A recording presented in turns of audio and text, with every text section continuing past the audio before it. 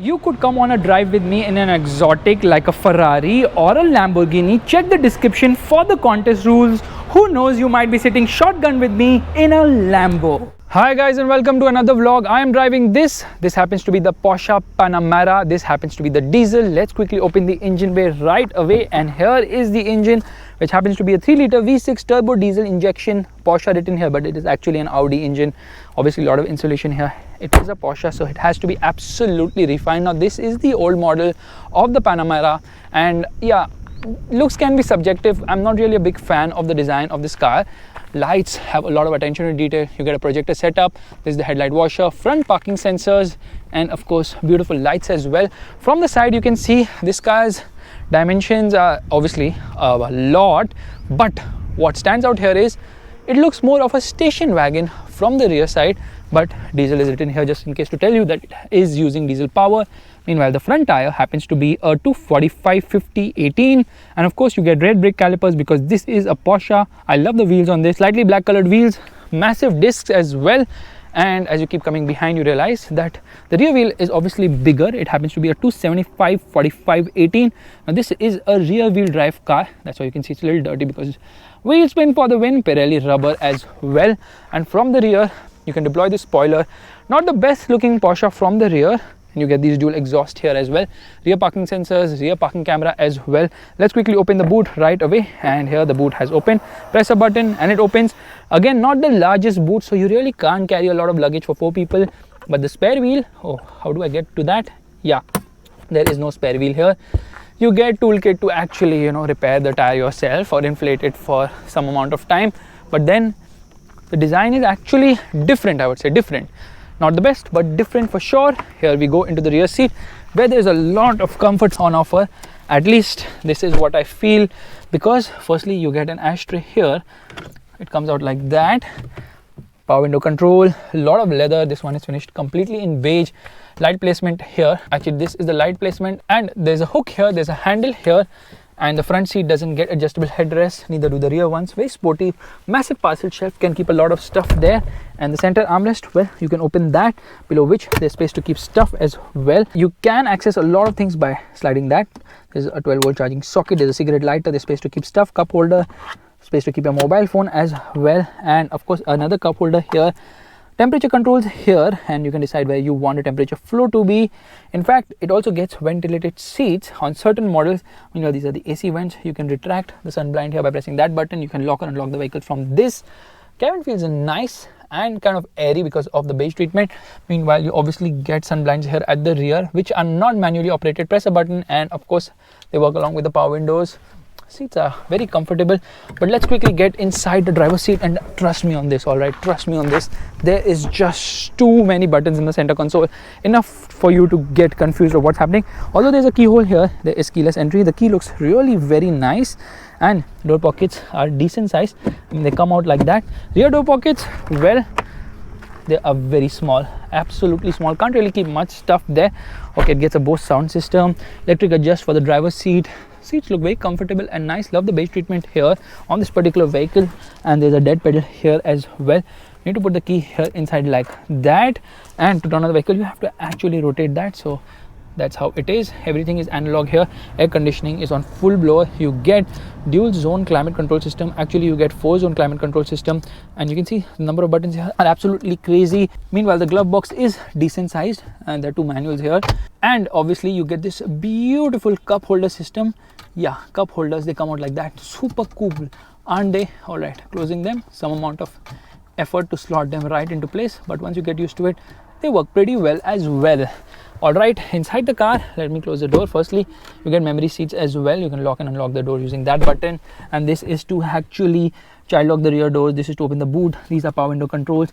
These are controls for the outside rear view mirrors.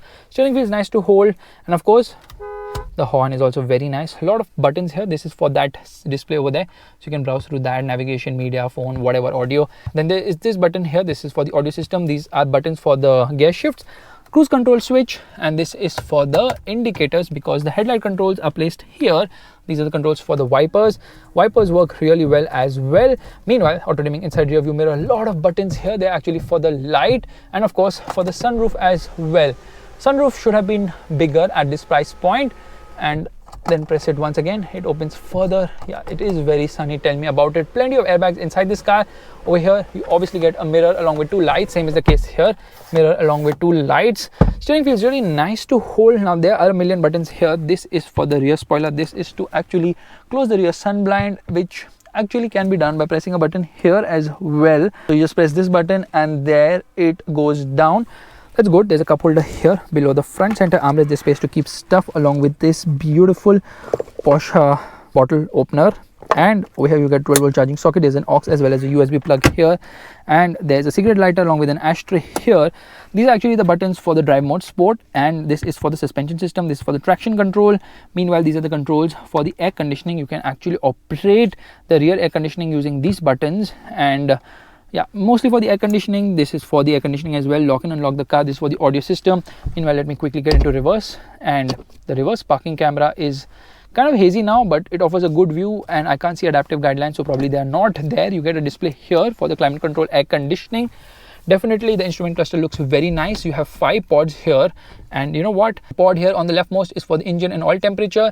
Meanwhile, over here we've got a speedometer, here we've got a tachometer, here we've got a lot of information, and again temperature meter there as well. You get a digital speed of below, you get an odometer along with trip meter there. So well laid out cabin, has aged quite well, and you have to manually close this, which is kind of unfortunate at this price point. But where's the handbrake? Well, this is the handbrake of this vehicle. Yeah, that is the one. Comfortable front seats are very comfortable, and of course the car looks really nice and different from the outside as well as on the inside. Let's get driving right away. Here we go. We are in drive mode. Get into sport suspension on, traction control turned off, PSM in Porsche speak, left foot on the brake, right foot on the accelerator, revving the motor, and off we go. Traction control light blinking continuously, and good amount of thrust from this motor. Obviously it's a diesel engine, so it has got a lot of punch, and because of that, you know, the torque really helps matters a lot. Now you would expect that this being a heavy car, weighs more than 1800 kgs, actually wouldn't be agile around the corners, but it will surprise you because at the end of the day it is a Porsche and it is very good around the corners. Want to downshift? Well, press this. You can press either of these sides, so the paddles are on both sides. You can do upshifts and downshifts. It's not paddles, actually buttons to shift the gears, which actually are not very intuitive. Come on, give me a downshift already. Yeah, it is not the quickest with the paddles. Actually these paddles are really pathetic. I don't enjoy them at all. Now we are on the gas and it moves fast and swiftly. Foot on the brake, right foot on throttle, and off we go. Little wheel spin. Now this engine happens to be a 3-liter V6, which is borrowed from Audi, of course. Produces 250 horsepower and 550 Newton meters of torque. The result is it goes from 0 to 100 kilometers per hour in 6.8 seconds. Far off the pace from the BMW 530d, which used to come for much cheaper amount when this Porsche was on sale.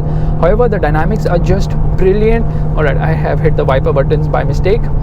So here we go. It will not upshift unless and until you do so in manual mode, giving you complete control of things. The ride is very nice. Okay, there is no kick in the pants feeling as such, because at the end of the day, okay, let's just get into auto mode. At the end of the day, this car is more about, you know, having the ability to push hard and fast for a longer duration rather than just, you know, outright acceleration. So in terms of potential throughout, it does a great job. Yeah, that is the wheel spin, and off we are. Headlines all the way till 5000 rpm. This engine so has a lot of thrust and it keeps pulling. It's a grand tourer, this car.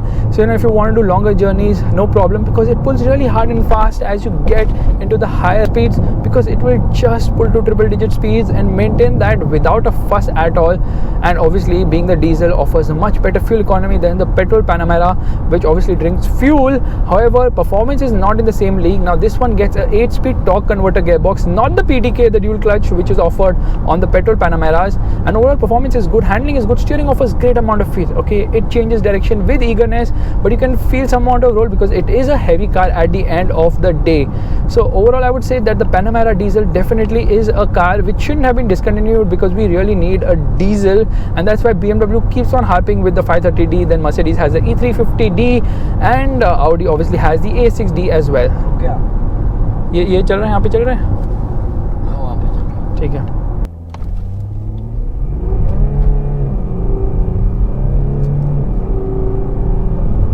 Ride quality is really very nice, especially at highway speeds. It's able to control even bad roads but not transmitting anything to the passengers inside. So it's very comfortable a car, especially on longer journeys. However, in the city you can feel some amount of lumpiness and at slow speeds as well. Plus this is a very big car, so it's a difficult car to drive in the city. Turbo lag is well contained actually, so you won't find any problem as such when driving in the city. However, the size has to be managed because it is after all a very massive car, both in terms of dimensions as well as length. 5 meters long, that's a lot. In fact, the mirrors are also like a sports car because they are not glued to the body, which is usually the case. They hang out from the door, giving it a very sporty appeal. But like I told you, handling is great, body roll is well contained. Yes, you can feel some amount of body roll, but again, this is not in the same league as Porsche sports cars. It cannot be, but when compared to its rivals, it definitely handles pretty well, offers good amount of feel and feedback through the corners, and the steering is such a gem. All right, if you want to change directions, absolutely does it effortlessly. Look at this.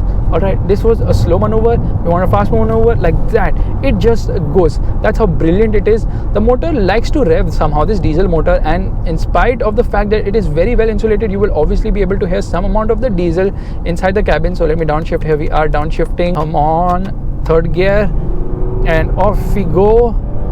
Revs cleanly all the way, 4,500 RPM upshift. Well, usually it can pull till 5,000 RPM as well. So diesel engine is fab. It doesn't make itself present as a diesel actually. It feels more like a petrol in terms of the refinement levels, and definitely this car deserves a big thumbs up. However, compared to its competition, it's a very expensive vehicle. When it was launched at 1.19 crores ex-showroom, which results in a price of almost 1.7 crores on road Mumbai, making it an expensive vehicle for what it offers. However, it's a Porsche at the end of the day.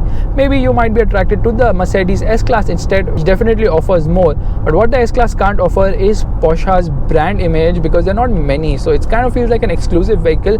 And now you can find a lot of these cars in the used car market because they're priced very attractively. And as the whole world shifts to the new Panamera, if you're looking to get an old one, this is probably the right time to do so. So guys, if you like this vlog, make sure to give it the thumbs up, that is the like button, and also subscribe to the channel. I will see you guys in the next video real soon. Here downshifting, you can shift from any button, but this button thing is really funny. Anyways guys, bye bye.